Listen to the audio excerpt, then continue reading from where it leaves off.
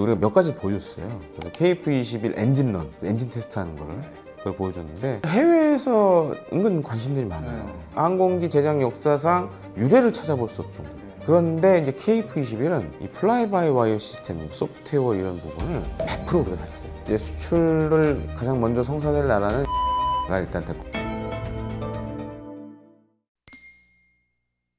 자, 김대영님 모시고 오늘은 KF21 정말 뭐 얘기만 해도 가슴이 벅차오릅니다. 또 같이 우리 지난해 아덱스에서 또 봤잖아요. 언뜻 보면은 악어 배를 보는 것 같았어요. 저는 그런 건 느꼈거든요. 근데 와, 저게 저렇게 날아간다고 이랬는데 이 KF21 처음에 나올 때는 F-35 수준까지는 아니야 뭐 이랬는데 여전히 뭐 그렇게까지는 아니라 그러지만은 지금 국제사회에서 뭐 방산 시장에서 지금 대단한 것 같아요.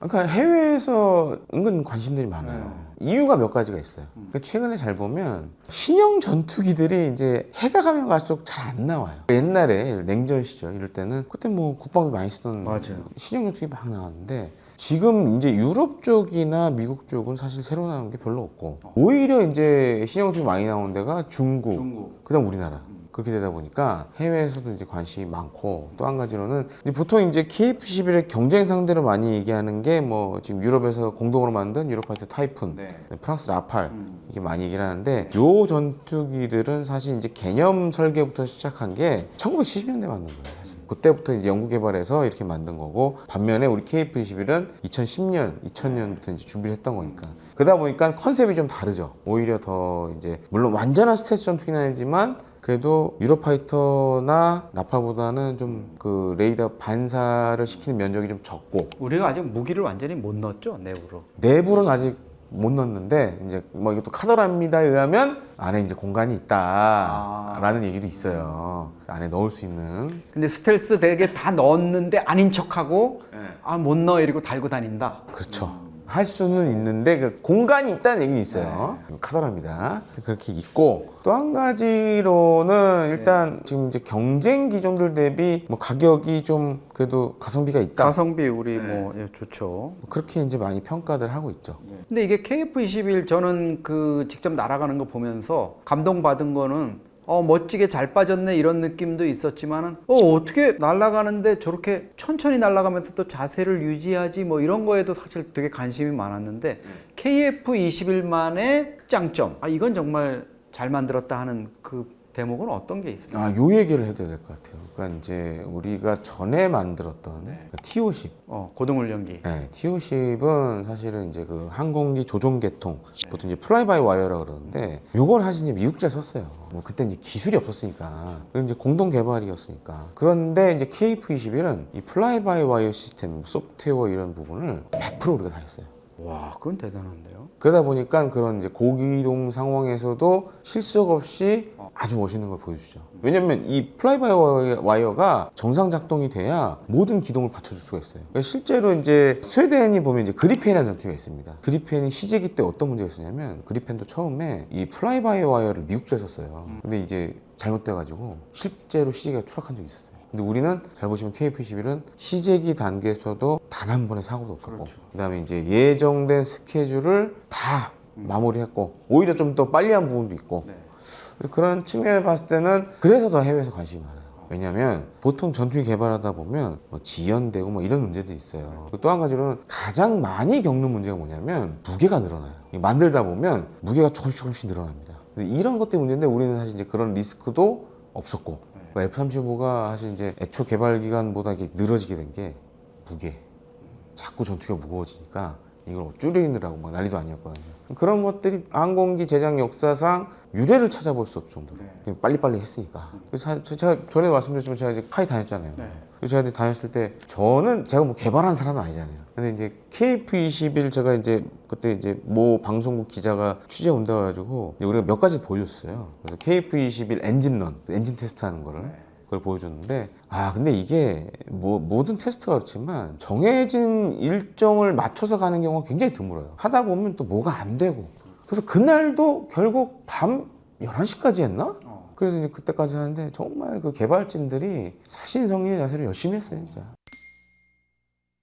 네, 이 좋은 KF-21을 지금 전 세계에서 달라고 아우성인데 실제 어느 정도 가격에 팔 수 있고 어느 정도 물량을 좀 조달할 수 있을 걸로 보세요? 최근에 공군에 이제 납품되기 시작하는 양산형 같은 경우에는 이제 KF-11 블록 1이라고 부릅니다. 이제 요거 이제 공중전밖에 안 돼요. 원래 이제 KF-11 블록 1을 40대를 하려고 했었어요. 양산을. 근데 이제 뭐 나랏돈이 없다 보니 이걸 쪼개서 20대 20으로 나눠서 했는데 1차 그때 이제 계약한 걸 보니까 지금 이제 한 대당 가격이 우리 공군 납품가가 한 1,000억 정도 하는 것 같아요. 근데 이제 경쟁 기종들하고 비교했을 때는 나쁘지 않거든요. 보통 뭐 라팔이나 유로파이터는 우리보다 두세 배 이상 비싸니까. 근데 이제 이것도 그겁니다. 내수 이제 우리 공군 같은 경우에는 1,000억 정도 하지만 해외 수출하게 되면 여러 가지 또 다른 옵션들이 들어가기 때문에 그러면 많으면 1,500억, 뭐 1,300억 이렇게 될 수도 있는데.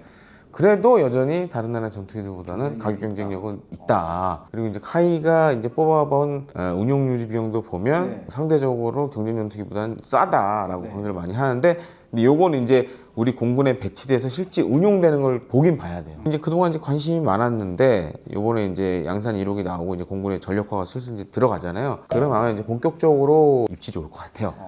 그래서 이제 몇 나라가 관심이 있어 했어요, 실제로. 그래서 UAE 군관계자도 와서 타보고, 폴란드 공군 관계자도 와서 타보고, 지금 이제 어찌됐든 이제 수출을 가장 먼저 성사될 나라는 인도네시아가 일단 될 겁니다. 인도네시아는 지금 어떻게 된 겁니까? 인도네시아- 우리가 한 대 뭐 줬죠? 아니, 아직 주진 않았어요. 아직 주지는 않았으니까. CJ 5호기, 그 CJ 5호기가 저기 센터장님이랑 저랑 봤던 그 비행기예요. 아, 그 날라가던. 네, 그거예요. 그러면 나름 제일 그 중에서 또 좀 뛰어난 놈 아니에요? 아, 그렇진 않은데 원래 이게 사실은 인도네시아가 빨리 가져갔어야 됐어요. 근데 이제 분담금을 안 내니까 아니 같이 사업하기로 해놓고 돈 안 내는 사람들. 분담금을 안 내니까 그걸 못 가져간 거예요. 그래서 사실은 제가 카이 다닐 때도 뭐 23년도에 가져간다 뭐 이런 얘기가 있었어요. 근데 그때까지 돈을 안 내니까 그거 못 가져갔지. 그리고 이제 한 가지 여기서도 이제 비밀을 말씀드리자면, 비밀은 아니고 사실 이제 CJ 5호기 같은 경우에는 조종사도 인도네시아 사람이었어요. 아, 그랬나요? 요번에 이제 에어쇼 때는 카이 조종사 아니면 공군 조종사들이 이제 한 거고, 실제로 이 사천에 있는 CJ 5호기는 시험 비행할 때 인도네시아 공군 조종사가 탑승을 합니다. 그리고 더 중요한 거는 그 전투기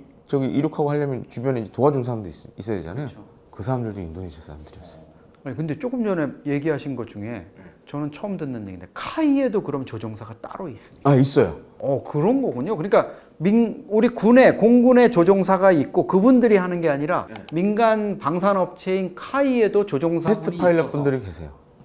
그분은 그럼 어떤 분들입니까? 그 공군에서 전역하신 분? 네, 전역하신 분들. 아니 근데 그분들은 그러면 월급을 받는 어쨌든 직원일 거 아닙니까? 그렇죠. 그러면 뭐 하시는 거예요? 비행기 매일 모는 건 아닐 거 아닙니까? 거의 매일 하시죠. 아 그래요? 왜냐하면 전투기가 다 만들어지면 비행을 해요. 시험 비행을 해야 돼요. 그러니까 KF-21 있으면 시험 테스트 비행을 매일. 이겁니다. 양산이 됐다 그래서 테스트를 안 하는 게 아니에요. 납품하기 전에 지상에서 다 또 테스트를 또 해요. 엔진런 한번 해보고, 그 다음에 이제 기계 작동 유무 다 확인하고, 또 한 가지로는 이제 비행까지, 실제 비행까지. 그걸 다 해야죠. 그래서 지금 이제 카이의 테스트 파일럿 분들이 두 부류로 나뉘어요. 그러니까 이제 전투기 쪽, KF-21, T-50, 뭐 FA-50 쪽이 있고, 그 다음에 이제 수리온, 미르온, 우리 국산 헬기들, 헬기 테스트 파일럿 조종사분들도 계세요. 아랍에미레이트에서 이 KF-21 소스 코드 달라 그러는데 이 소스 코드라는 건 뭐고 이게 왜 또 중요하고 왜 달라 그러는 겁니까? 아, 이건 사실 좀 저는 출처가 좀 불분명하다라고 좀 생각이 되는데, 뉴스 자체가 아무리 찾아봐도 그 소스가 안 찾아져요. 그래서 이제 사실은 이게 뭐 전혀 신빙성이 없는 얘기는 또 아니에요. 왜냐하면 UAE가 라팔 전투기를 샀어요. 프랑스 라팔. 네, 그래서 라팔 전투기 샀는데 이제 UAE가 산 거는 F4 버전. 그러니까 우리 KF-21을 잘 보시면 블록 1이 있고 블록 2가 있잖아요. 라팔은 F1, F2, F3, F4로 가요. 그런 식으로 이제 성능 계량이 되는 거예요. 근데 이제 UAE가 라팔 F4를 샀는데, 자기네들이 그럼 내가 투자를 해서 F5, F4 다음 버전도 우리가 돈 낼 테니까 개발을 하자. 그런데 대신에 F5 소스 코드를 줘. 근데 프랑스가 안 돼. 그것만은 안 돼. 그러니까 이렇게 생각합니다. 전투기의 사실 핵심적인 운용 체계를 이루는 프로그램이라고 생각하시면 돼요. 이제 컴퓨터에 비하면 윈도우 같은 거예요. 이건 쉽게 제가 설명드린 겁니다. 이제 윈도우 같은 건데, 그럼 이거를 왜 그럼 프랑스는 안 된다고 했을까? 그러니까 지금 UAE가 좀 나름 우리가 알기에는 이제 오일머니 많은 나라, 중동의 싱가포르 뭐 이렇게 생각하잖아요. 근데 UAE가 사실 자국 방위 산업을 어마어마하게 키우고 있어요. 자기네들도 방산을 하고. 엄청 많이 해요. 그 많은 분들이 잘 모르세요. 그다음에 UAE가 일단 오일머니가 있잖아요. 그다음에 국부펀드 있잖아요. 그래서 이 UAE 국부펀드가 하는 것 중에 하나가 뭐냐면 전 세계 방산업체, 그러니까 큰 데 말고 방산 기업들의 지분을 계속 사들이고 있어요. 우리나라도 있어요. 우리나라의 그런 방산 강소 기업도 UAE 국부펀드 투자받는 나라 회사가 있어요. 그런 정도로 지금 방산에 신경 쓰고 있고, 이번에 이제 이란 전쟁이 거의 이제 뭐 지금 이제 약간 정치기지만 정치기 가기 전에 갑자기 그 페르시아만에 있는 이란의 섬 마라크 뭐 거기 섬이 있잖아요. 섬 중 하나가 갑자기 공습을 받았어요. 근데 미국도 안 때렸다, 이스라엘도 안 때렸다. 누구냐? 오, 누가 한 거냐? 용의선상에 올랐구나. UAE. UAE가 프랑스에서 도입한 미라주 2000-9이라는 전투기에다가 자기네 나라가 만든 공대지 유도 무기로 때렸다. 그 이란이 자폭 드론 가지고 뭐 자기네 그 때리고 이런 거에 대한 분노를 또 한번. 지금 UAE가 하고 싶은 건 자기네가 만든 무장을 자기네가 산 라팔 전투기에 달고 싶은 거예요. 근데 그러려면 소스 코드를 갖고 있어야 돼요. 근데 안 그러면 어떤 일이 생기냐? 우리 대표적인 예가 그겁니다.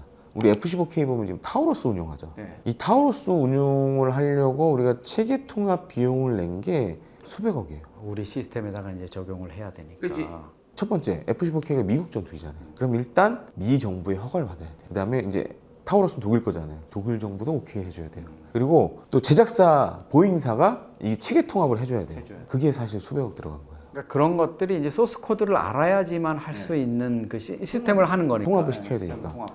그러니까 이제 UAE는 야, 우리 돈 냈잖아. 그 정도 해줘야지. 전투기는 지금 KF-11도 대당 가격이 1,000억이 넘잖아요. 30년, 40년 써요. 그래서 전투 회사들의 딜레마가 그거예요. 교체 주기가 길잖아요. 근데 뭐 전차나 장갑차는 약간 대수도 많고 그래서 좀 이렇게 퉁을 칠 수 있지만, 그러면 이 30년, 40년 되는 기간을 돈을 벌려면 그런 거예요. 성능 개량, 그 다음에 유지 정비 보수, MRO, 그 다음에 이제 이런 새로운 무장 체계 통합, 소스코드 쥐고 있어야죠. 그러니까 이제 프랑스는 안 돼, 된 거고. 근데 아마 이제 KF-15 관련돼서 UAE가 좀 그런 얘기를 하는 것 같아요. 제가 봤을 땐 가능성도 있고, 지금 이게 라팔 사례를 봤을 때는 충분히 그럴 가능성이 있다. 우리도 마찬가지로 이거 절대 주면 안 됩니다. 왜냐면 이걸 주게 되면 우리가 그냥 단순히 항공기에 판 거밖에 안 돼요. 나머지로 이제 뭘 돈을 벌어야 되는데, 예를 들어 시스템 업그레이드, 그러니까 이런 거예요. 그러니까 F-35가 재밌는 게 그거예요. F-35는 일종의 그런 얘기를 많이 했어요. 얘는 전투기계의 아이폰이다. 왜냐면 하드웨어적으로 이렇게 손대는 건 많이 없어요. 근데 이 소프트웨어로 이 업그레이드, 이걸 할 때마다 돈을 내야 돼요. 그러니까 보면 이제 우리 아이폰, 안드로이드 마찬가지 소프트웨어 업그레이드하면 성능이 확 달라지잖아요. 근데 우리도 KF-11이 팔아서 돈을 벌려면 그렇게 할 수밖에 없어요. 그러니까 이건 줄 수가 없는 거죠. 아랍에미레이트를 경계를 좀 해야 되겠군요. 덜컥덜컥 내줄 건 아닌 것 같습니다. 중동 국가들이 미국이나 유럽의 무기보다 한국 무기를 좀 선호하는 이유는 뭐가 있습니까? 아무래도 우리가 생산은 뭐 세계 최강이니까 그런 점에서 좀 높게 보고 있고, 또 한 가지는 이겁니다. 최근에 중동 국가들은 옛날처럼 무기만 사지는 않아요. 뭐 앞서 제가 유의 말씀드렸지만 지금 사우디도 비슷한 생각 갖고 있어요. 왜냐하면 그거에 자극을 준 게 이란이에요. 보면 이란이 자기네들이 자체적으로 탄도미사일 만들었고, 샤히드 136 같은 거 초창기엔 다 비웃었거든요. 어쨌든 전쟁 통해서 입증이 됐잖아요. 샤히드 136이나 이란의 탄도미사일. 그러다 보니까 사우디나 UAE도 자극을 많이 받았고, 그러면서 야, 우리가 더 이상 이 유럽이나 미국의 호구가 되어서는 안 된다. 사우디, 그 다음에 UAE, 우리 제값 주고 살 테니 대신에 우리나라에서 뭘 할 수 있게 해줘. 그런 걸 많이 하고 있어요. 근데 그런 파트너로서 한국이 잘 맞는 거죠. 그러니까 유럽이나 미국 업체들은 만약에 현지 생산 이런 거 하면 곱빼기로 부르고 막 이러거든요. 막 그런 거 우려하는 분도 있잖아요. 아, 그렇게 밖에서 만들면 뭐 기술 유출되고 막 이러는 거 아니냐. 근데 우리나라도 이 방산 보안과 관련된 법과 제도가 다 있어요. 안 지키면 바로 세고랑 찹니다. 그리고 또 한 가지는 이제 국가연 같은 경우에는 요즘 이제 어떻게 하냐면 소프트웨어라던가 정말 핵심적인 장비들은 블랙박스화 시켜버려요. 봉인해버리고. 그건 이제 미국도 마찬가지고 다 그렇게 하거든요. 이제 그렇게 하기 때문에 사실 이걸 뭐 뜯어서 뭐 하네, 이거는 쉽지가 않아요.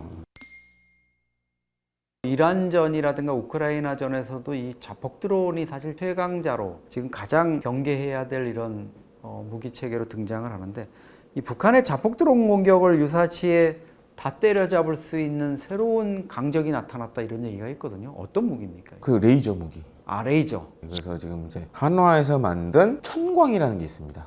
왜 그런데 무슨 하늘천 붙는 게 이렇게 많고 아, 많죠. 궁자 들어가는 거 많고. 호도 있어요. 호랑이 호, 천호 뭐. 천호 비호, 그다음에 이제 천궁, 해궁, 뭐 그다음에 현궁, 그러니까 그 화살 들어가는 것들 시리즈들이 다 있죠. 이거 누가 이름 붙이는 거예요? 이거 뭐 군의 그 고위 장성분들이 옛날 역사 하시다가 갑자기 이름 붙이는 건가요? 공모를 하는 경우도 있고.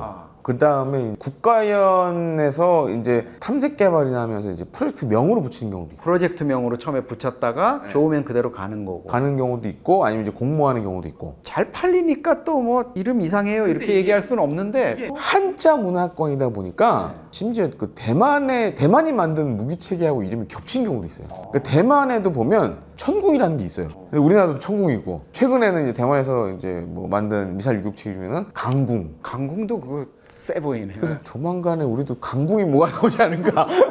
왜냐면 지금 궁자 돌림으로 나오는 게 많으니까. 그 레이저 무기라는 게 기본적으로 뭐 극강의 가성비? 우리 뭐 보면 300원, 500원으로 뭐 몇천 달러짜리 잡아요 이런 얘기 나오는데 실제로 그렇게 비용은 안 들어갑니까? 전기세만 낸대. 전기도 뭐 자체로 발전했었어요. 발전기로 해도 되고 아니면 이제 기존 전력망에 물려도 되고. 아직은 우리나라가 이제 청광도 이게 이동형은 아니에요. 이동형은 아니고 이제 고정형으로 돼 있고 지금 이제 수도권 어딘가에 지금 배치가 돼 있어요. 벌써 실전 배치가 이미 돼 있고. 왜냐면 이제 아시다시피 이제 윤석열 정부 때 북한이 이제 무인기 보내가지고 우리나라 그러면서 이제 레이저 무기를 가장 빨리 전력한 나라. 심지어 이제 뭐 지나갔으니까 그때 이제 비하인드 스토리 좀 말씀드리자면 그래서 우리 육군에 보면 이제 500MD 헬기 있잖아요. 옛날에 그 불쌍한 헬기 그거 아직도 있어요. 아직도 있습니다. 네, 요 서울 인근에 있는데 그때 그 무인기 때 발칵 뒤집었잖아요.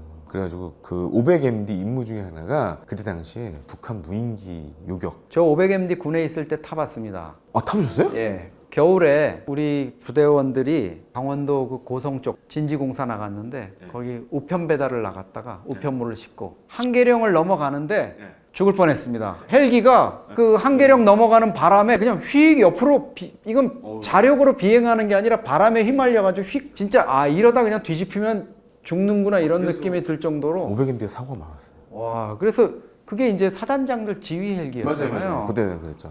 이걸 타고 다닌다고? 약간 이런 느낌이 들었어요. 이건 뭐 잠자리 헬기 같은 그런 퇴역한 줄 알았더니 또 그런 은밀한 작전을 북한도 갖고 있죠. 500MD. 이제 북한 거는 근데 이제 상용, 우리 거는 군용. 군용. 예. 추억의 토우 미사일. 네, 전 토우 미사일 그 사격하는 거 봤는데 군에 있을 때 유선이더구만요. 유선유도. 여러분 믿어지십니까? 선이 달렸어요.